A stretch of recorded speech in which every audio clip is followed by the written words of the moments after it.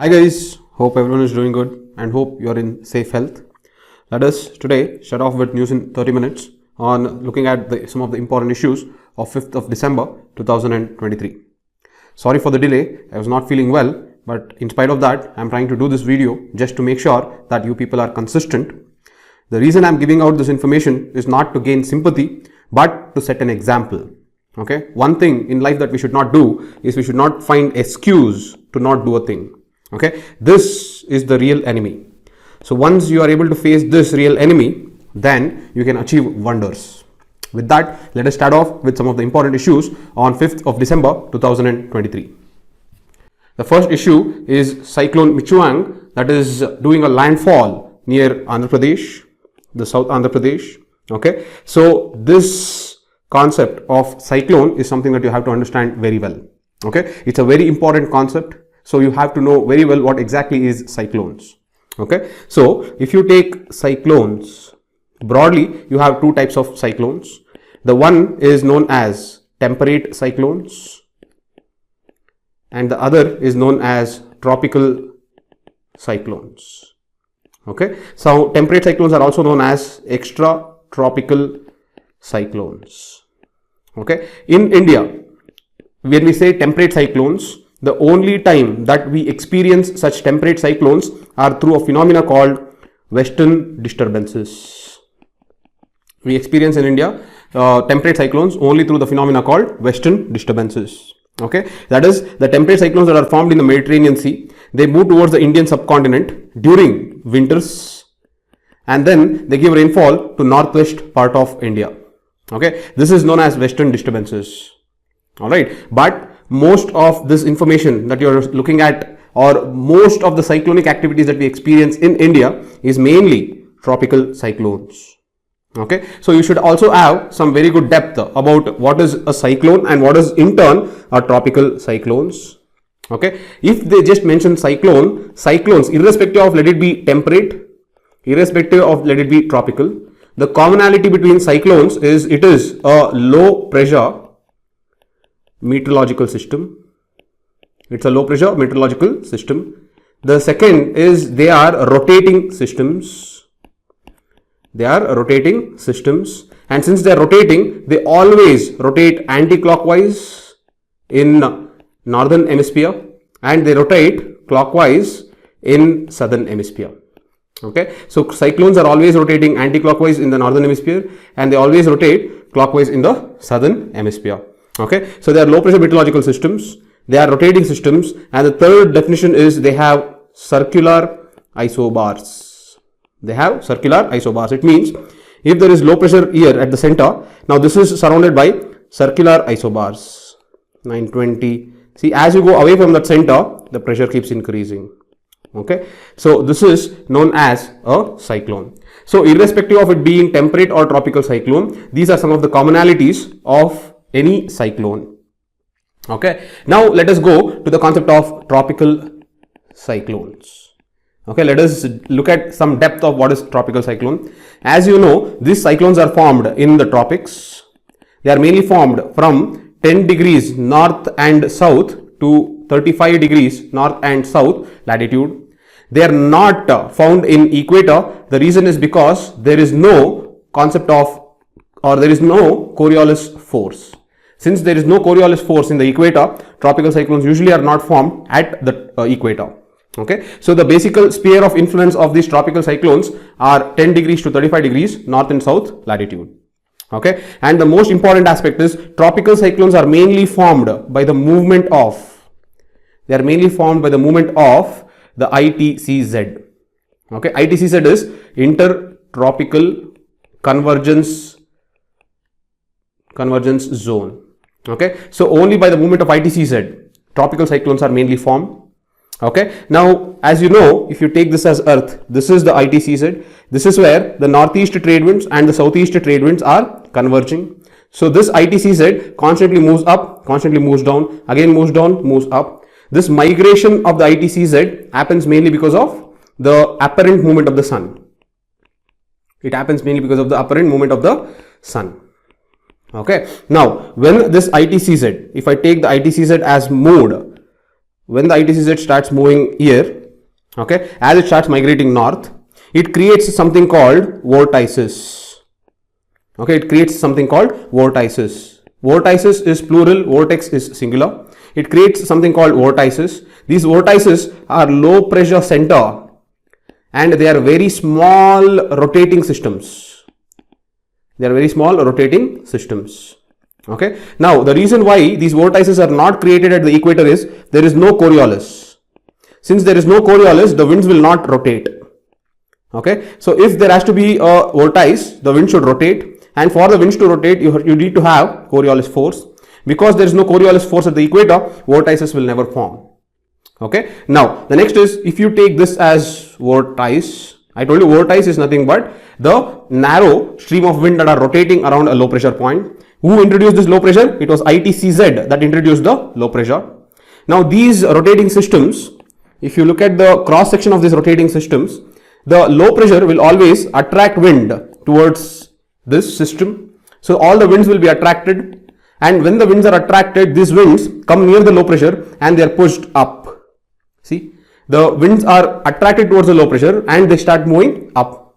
When they start moving up, the moisture in this winds will condense, and when the moisture condenses, it releases energy, and it is this energy that will allow the rotation of the system. So basically, if I have to tell, these vortices will rotate. The reason for the vortices to rotate is, one is Coriolis, but the engine or the power given for this rotation is basically the latent heat of condensation. The engine for the rotation is latent heat of condensation. So I hope you understood how these vortices will keep rotating. Okay. So ITCZ, when the ITCZ leaves the equator, it creates vortices. These vortices will start rotating once they leave the equator because of Coriolis force. And the reason for their rotation, or the engine for their rotation, is nothing but this moisture that gets condensed as they are pushed up from the low pressure. Okay. So you understood what is a vortex and how it is formed. Okay. So now, once you understood what is a vortex and how it is formed, the concept becomes even more easier.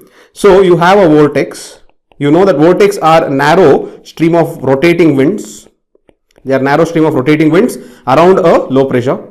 Now, if I push this vortex to warmer oceans, if I push this vortex to warmer oceans, okay, this vortex will get even more energy. The reason is, warmer oceans will have more moisture or water vapor. When I say moisture, it means water vapor. Okay, it has more moisture or water vapor. So more the water vapor, more is the energy. So if they are pushed to the warmer oceans, they grow even more larger, and then they go on to become depression. They go on to become depressions. Okay. Now the same thing, if I push this depression to warmer parts of the ocean, they grow even more, and then they go on to become cyclones. Okay. If I push them to even more warmer parts of the ocean, they go on to become severe cyclones. Okay. So look at the evolution of cyclones from vortex. As I increase the energy, they go on to become depression. From there, cyclones. From there, severe cyclones. So all that I am doing to increase the energy is I am pushing them to warmer parts of the ocean. Warmer parts of the ocean. Okay, so this is what I am doing in order to increase the energy. Now, as I increase the energy, obviously the wind rotating intensity increases. Okay, the wind rotating intensity increases, and it becomes more and more broader system.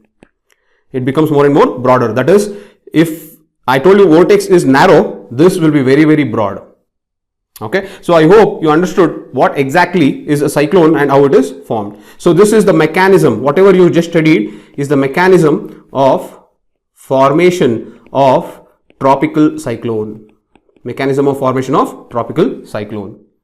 Okay, so I hope you got this. So if I take, look at this. Now, if I take the Indian Meteorological Department, look at this. First, they have given low pressure, depression, deep depression, cyclonic storm, severe cyclonic storm, super cyclone. Okay, now all this is based on the wind speed. As I told you, this low pressure can be called as vortex. Okay, see, if the wind speed is less than 31 kilometers per hour, then you call it as vortex. As I push this vortex to the warmer parts of the ocean, the wind intensity speed intensity increases, then you become depression. As I push it to deeper parts, it becomes deep depression. As I push it to more warmer parts, cyclonic storm, severe cyclonic storm, super cyclone. So basically, this intensity is increasing because of the warmer oceans. Because on top of warmer oceans, you will find abundant moisture, and it is the abundant moisture that is fuel for the cyclones. I hope you got the understanding. So in India, if I take tropical cyclones, okay, we basically see tropical cyclones during pre-monsoons, okay, that is March to June. This is one period that we see tropical cyclones. The next is we also see tropical cyclones during post-monsoons, that is from October to December. Okay, these are the two periods that we see the cyclones. Okay, the reason is mainly during the pre-monsoons, the ITCZ is coming towards the Indian landmass, and post-monsoons is the time where the ITCZ is leaving the Indian landmass. So as I told you, this ITCZ plays a very important role in the formation of tropical cyclones. Okay, further, if you take India, or if you take the Indian coast, the east coast, okay, the east coast is highly vulnerable to tropical cyclones. When you take the west coast, okay, when you take the west coast, the Gulf of Cumberland, look at this part is highly vulnerable to tropical cyclones. Okay, so the entire east coast is vulnerable to tropical cyclones, and the Gulf of Cumberland is highly vulnerable to tropical cyclones. So I hope you understood the concept of cyclones. Okay, I know that I had to push in a lot of concepts to explain. So if you don't understand, try to see a few YouTube videos where they show it via animation, which can give you more clarity. But this is what is exactly cyclones. So broadly, you have two types of cyclones. Okay, temperate as well as tropical. Either of them are low pressure meteorological system. They are rotating system. They always rotate in anti-clockwise direction in northern hemisphere and clockwise direction in southern hemisphere. And they usually have circular isobars. Okay, temperate cyclones form in a very different mechanism. It is not same as tropical cyclone, that we will discuss when that context comes. But I hope you understood what are tropical cyclones and how they are formed and how they affect the Indian landmass. Okay, and whenever the cyclone, let us say this is the cyclone, whenever the cyclone enters the land, for example, let us say the cyclone came here, this is known as landfall of a cyclone. Okay, so landfall of the cyclone is when the cyclone enters the land. So when the cyclone enters the land, because it is cut off from moisture, because there is no abundant moisture in the land, the cyclone will stay alive for 24 to 48 hours. So until 24 to 48 hours, the cyclone keeps rotating because it already has some amount of moisture. But once all the moisture is condensed, all the energy is gone, the cyclone dies. Okay, but let us say after making a landfall, if the cyclone is again pushed back to the ocean, it will again regain its energy and again it starts rotating. So I hope you understood how the mechanism of cyclones work. Okay, so this is the first concept of the day. Let us move on to the next concept. The next concept, as you know, is mostly to do with climate change. Because COP28 is taking place, you are going to keep coming across several initiatives, agreements and programs that they are going to launch. However, one important headlines is Indian companies should invest in climate vulnerable countries, says former Maldives president. Okay, so Climate Vulnerable Forum Secretary General is saying India is on track to meet Paris Agreement commitments. Okay, so in this entire article, what you should remember is there is something called Climate Vulnerable Forum. Okay, there is something called Climate Vulnerable Forum. Okay, now what is this? This is a group of 58 countries, and these 58 countries are basically highly vulnerable to climate change actions. They are highly vulnerable to climate change. Okay, and they were formed in 2009, and their headquarters is Maldives. Okay, and they mainly talk about something called de-risking investments.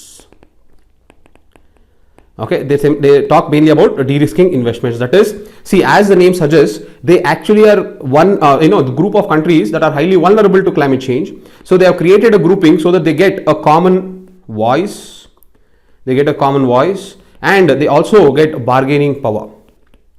With this voice, all these countries that are coming together, with this voice, they can attract de-risking investments from other countries. De-risking investments from other countries. As the name suggests, de-risking investment is basically investment done to de-escalate the risk that is happening in these countries because they are highly vulnerable. Okay, so basically it can be told as they act as South-South cooperation platform. They act as South-South cooperation platform for participating together during global climate change negotiations.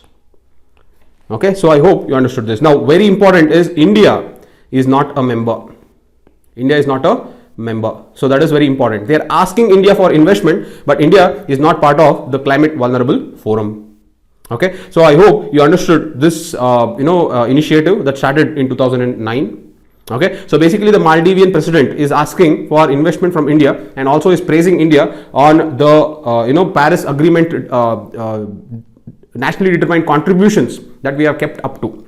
We are one of the very few nations that have actually held up our word in trying to achieve our nationally determined contributions. So in that way, we have to be very proud of ourselves. Okay, so this is about the climate vulnerable forum. The next issue is JETP climate funds, clean energy or innovation or illusion. Okay, so basically again here they are talking about JETP.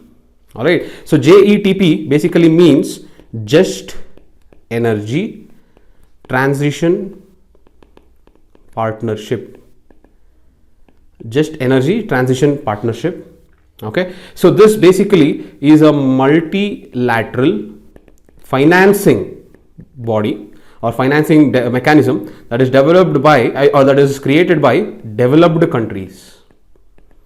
Okay, so it is a multilateral financing that is created by developed countries, multilateral financing partnership that is created by developed countries. When I say developed countries, who has created it? Basically it is UK, USA, France, Germany and EU. You can also say it is currently having the G7 members. They are developed countries.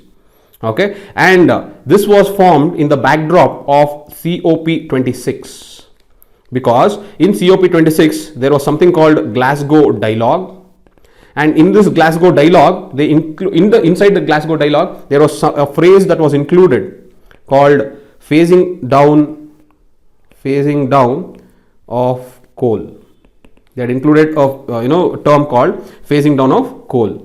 All right, now to take this into action, to take this more seriously, from the Glasgow Dialogue, since they included this word in the dialogue called phasing down of coal, from this, inspired from this, they created this JETP. So JETP is mainly concentrating on phasing out coal in developing nations.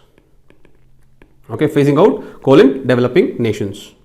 Okay, so they started out initially with South Africa. The reason they started out with South Africa is this entire JETP model is based on the decarbonization efforts that was taking place in South Africa. So it is based, the entire JETP model is based on the South African model of decarbonization. So it started in South Africa, then it spread then to Indonesia, and then it went to Vietnam. And this is important. Now India is being considered as the next candidate. India is being considered as the next candidate for JETP. Okay, so that is what it is. India is being considered as the next candidate for JETP. Now the analysis is, look at the name, just energy. Okay, should India accept this? The reason India should not accept this is India cannot phase out coal. India is developing nation, and India needs more and more energy per capita. If India tries to phase out coal without proper backups, then India faces something called transition risk. Transition risk is if you try to transit very quickly from fossil fuel, if you try to transit very quickly from fossil fuel to non-fossil fuel, then there are a lot of structural problems that comes to the economy, and these structural problems are what they call as transition risk. Okay, so can it be just a transition if it is going to create more problems than solutions? So that is the analysis that you have to think. So India has to be very careful when it accepts JETP. If you remember the global partnership on energy efficiency pledge that happened in COP28, India did not take up this pledge. The reason is because this included not only tripling the renewable energy capacity by 2030, but it also parallelly included phasing down of coal. So India told that we will not take the pledge because phasing down of coal is something that is not suited for Indian developmental trajectory.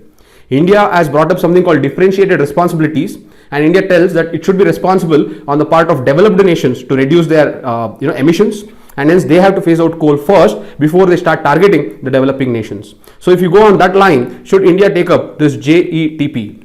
They should take up only if it is not compulsory for phasing out coal, only if they don't make it rigid in phasing out coal. However, this is something that is analysis part that you have to focus on. So I hope you understood this. Okay, so we spoke about the Just Energy Transition Partnership. Okay, now the next issue is InSpace launches seed fund for startups focused on urban development and disaster management. Okay, so two things that you have to learn here. One is InSpace. Okay, InSpace, as you know, is Indian National Space Promotion and Authorization Center. Okay, it is Indian National Space Promotion and Authorization Center. Now it is an autonomous body. It is an autonomous body under Department of Space. Okay, it is an autonomous body under Department of Space. When I say autonomous body, that means it has its own body with a independent chairman and its own members. That is what you mean by autonomous body. Okay, now the main goal of InSpace is to attract private players into space. Okay, to attract private players into space. Now they act as a mediator. They act as a mediator between the private players as well as the ISRO. For example, if I have to give a case, the InSpace is responsible for the private players. The InSpace is responsible for the private players to use ISRO's infrastructure. So if the private players have to use the ISRO infrastructure that is already there, so these private players have to take the permission of InSpace. So it is the InSpace that will act as a coordinator between ISRO as well as the private players, and then it will give permission for the private players to use ISRO's infrastructure. So I hope you understood what is InSpace. Okay, the next is something called this seed fund scheme that is launched by InSpace. So the seed fund scheme, as the name suggests, seed fund. Okay, so this is basically a fund for startups. Okay, and this is basically to build solutions on two important problems in India. The first is urban development. So we have a lot of issues with urban development, and the second is disaster management. India is prone to many disasters. It can be landslides, it can be earthquakes, it can be floods, droughts. So these are two important areas where India needs a solution. So seed fund scheme is for startups who will build a solution on urban development and disaster management, and these solutions are built mainly using space technology. Okay, it can be used by using space technology. So for example, they can use something called geographical information system. Now this geographical information system can be used in order to provide early warning system, or it can be used to provide mappings, so etc, etc. But the point is to create more and more urban development and disaster management induced problems is something that these seed fund scheme will work on. Okay, and the seed fund scheme will work in collaboration with the National Remote Sensing Center. Okay, because most of that data will be there with National Remote Sensing Center. These startups can use this data from the Remote Sensing Center to provide solutions to disaster management and urban development. So this is what is the seed fund scheme. Okay, so this is about the InSpace and seed fund scheme. The next is an aspect of, or the next is the topic of organ donation in India. Okay, organ donation is making a lot of noise in India. So please have some type of an idea about it. Now in India, organ donation is regulated by a legislation called Transplantation of Human Organs, 1994. So this says that it prevents basically commercial dealings It prevents commercial dealings of transportation, or transplantation of human organs. So they cannot be commercial dealings of transplantation of human organs. That is one thing that this looks. And also it sets up the institutional structure of how organ donation must happen within India. Okay. So now the analysis part is, if you take the status of organ donation in India, over 3 lakh population currently are in the wait list for organ donation. Okay. Approximately 20 individuals are dying in India daily due to organ shortage. Okay. Third one is deceased organ donation. That is, people who have died. The organ donation from deceased is very, very low in India. It is below 1 donor per million population. Okay, it is 1 donor per million population. This is the same statistics for the last 1 decade. So we have not improved that at all.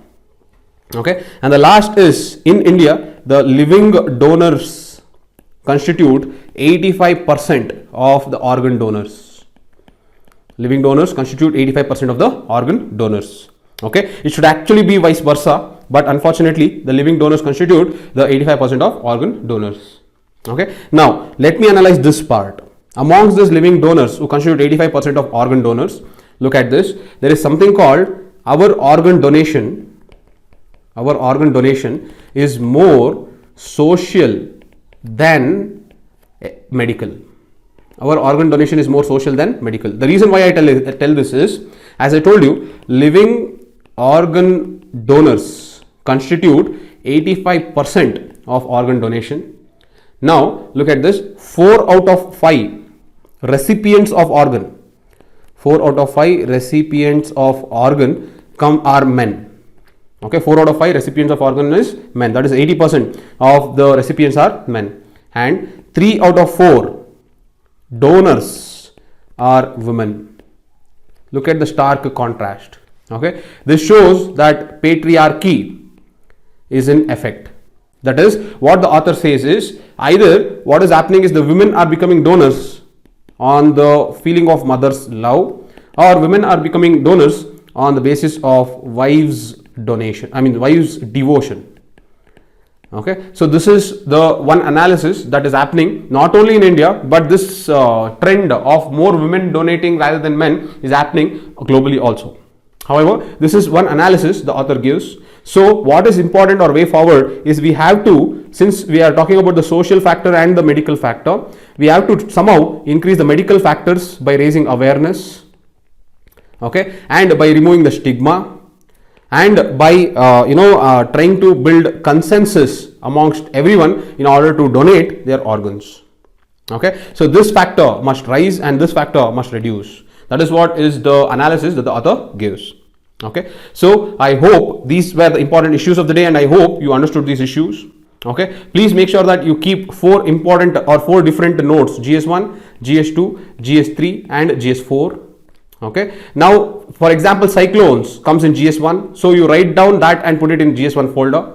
Now the next is, if we discuss about the climate initiatives of COP28, then that comes in GS3 folder. Alright, if let us say we have discussed something on delimitation commission or speaker or governor or any welfare programs, so anything like that, you put it under GS2. Okay, any case studies, you feel that there are some values, some theories, some type of an ethical angle, you can always put it under GS4. It need not always be rigid. You can always put the same issue on 2 folders also. That is also okay. Alright, in this way, try to maintain the notes consistently. So I hope it was helpful. Please make sure that you like, share and subscribe. Please share it with your friends so that they can also make use of it. And thank you for all the love and support. I'm going to see you tomorrow, guys. Thank you so much. Bye.